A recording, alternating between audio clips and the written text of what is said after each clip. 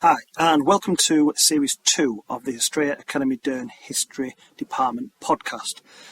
This series is going to focus on the Weimar and Nazi Germany part of our topic, which is your paper 3 when it comes to the main exam. If you haven't listened to any of these podcasts before, the aim of these is to be about a 5-10 minute little podcast that's going to focus on one particular element of the Germany topic. It's not supposed to replace your main revision. It doesn't take place of your cue cards, your timelines, your brain dumps, whatever you're using to revise. This is just to give you that little bit of an injection, a little bit of extra bit of nugget of knowledge on these individual topics. If you've not checked out the other podcasts that I've got available, then check out Series 1, which focuses on medicine through time and the Western Front, Series 3, which focuses on early Elizabethan England, and Series 4, which focuses on the superpower relations, i.e. the Cold War. Okay, let's get started. Let's do a bit of Germany.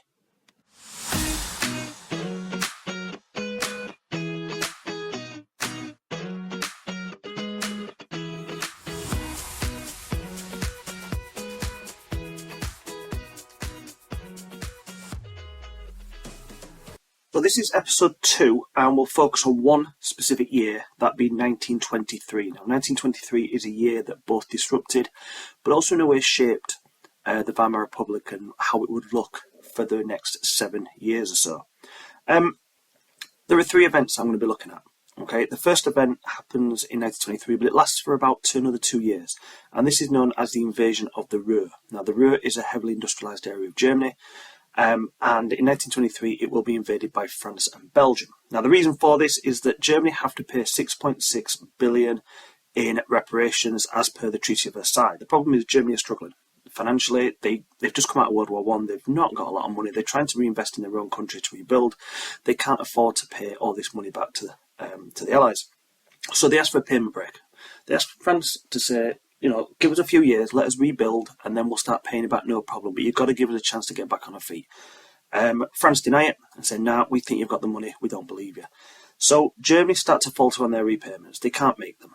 And so Belgium and France invade the Ruhr. Now, this is perfectly legal. It was in the Treaty of Versailles that this is what would happen if Germany didn't pay the reparations. So France and Belgium are not doing anything wrong. But this is going to hamper Germany because the Ruhr is where they get most of their industrial things from, and this is where they're going to make most of their money. So when France arrive in the Ruhr, they come heavily armed. They're expecting trouble. They meet some resistance. I won't say as much as maybe what they're expecting, but 130 Germans are killed during this invasion. The German government realise that they can't fight back, certainly not the way that they would want to. So what they do is they try something different called what we say passive resistance, i.e. they ask the workers within the Ruhr to go on strike. The idea being that if nobody is working the Ruhr, then the French won't gain anything from being there, and therefore the French will simply walk away. That was the hope. Here's your problem. If you go on strike, you don't get paid. So if the government is asking you to go on strike, they have to find a way in order to pay you to be on strike. Otherwise, people aren't going to do it because there's nothing in it for them. Okay. So the German government have got to find a way of paying people to be on strike, and their solution was to print more money. Print more marks and give them this new printed currency. This is going to lead to a major problem, which I'll discuss in a few minutes' time. Okay.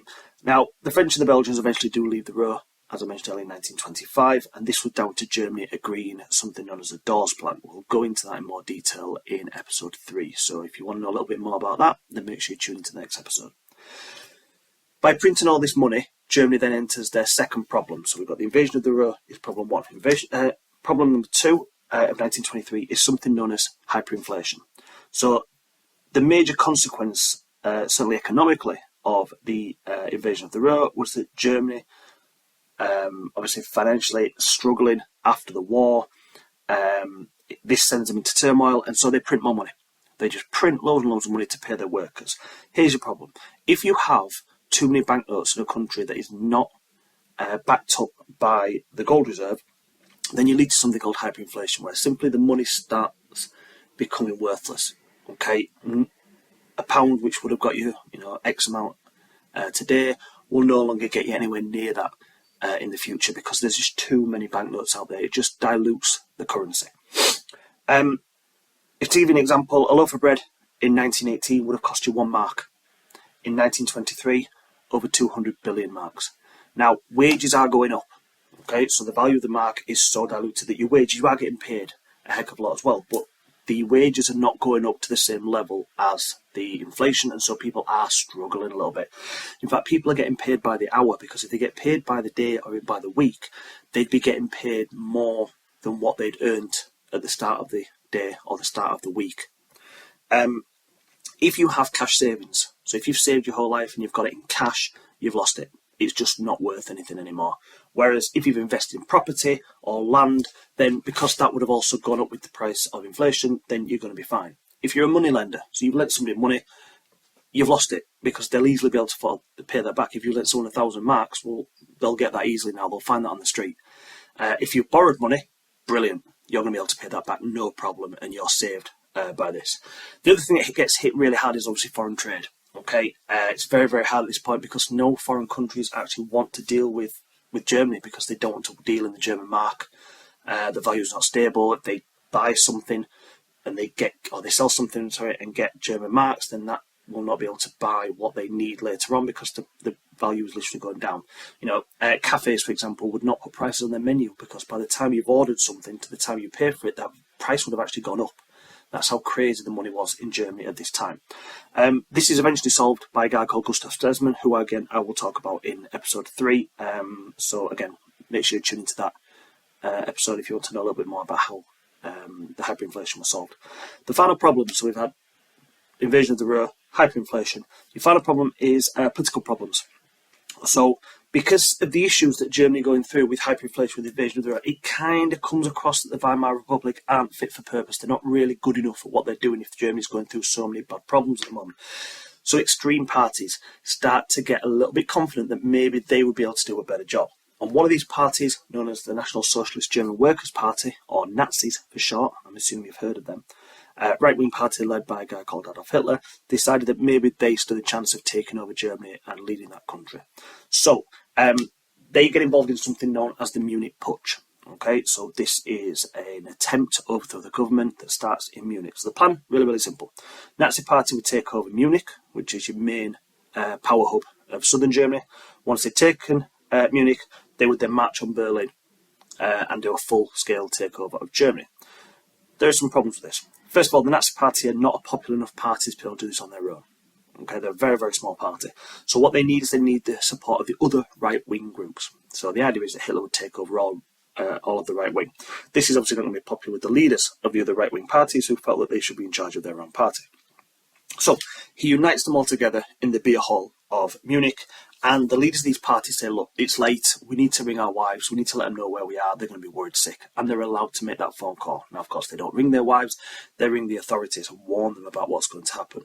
So in the morning, when Hitler and the Nazis and the other right-wing parties take to the streets to march on the government building, the army are waiting for them. They are shot at. Hitler is actually wounded, he's arrested, and he's taken to trial where he's sentenced to 5 years for treason. There's more to that story. Maybe I'll do an extra episode just on the Munich Putsch to go into more detail here, but he gets 5 years. He serves 9 months. But the significance of those 9 months is now Hitler is now out of the picture. The Nazi party are gone, and so other parties and democracy and the Weimar Republic can now start to strengthen without that fear of the Nazis trying to take over. So that's it. That's episode 2, 1923, a very, very significant year in Weimar history, but it also gives us that first little insight into the Nazis as well.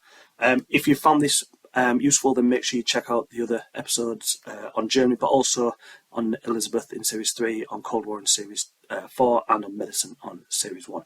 Keep revising, guys. This is going to work. You are going to thank me for this in August. I promise you. Keep going, and good luck. See you later.